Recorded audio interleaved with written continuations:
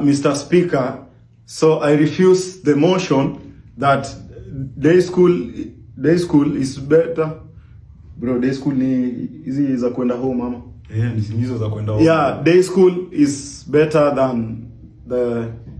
Yeah, thank you, Mr. Speaker.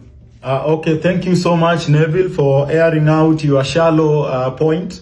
So from the proposer side, we are going to have Samson Mulima to air out your point as well. The floor is yours. Yeah, so thank you, Mr. Speaker. I stand by proposing the motion that day school are better than boarding schools.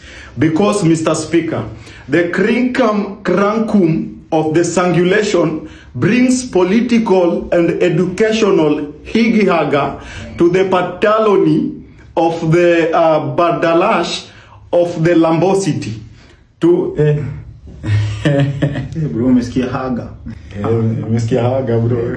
My friend. Ati haga. Even me, I don't understand you.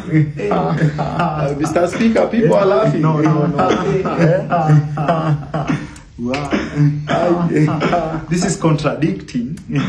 What are the opposers laughing? No, just sit down. Let's end these things. You don't get your point. Oh, I sit down.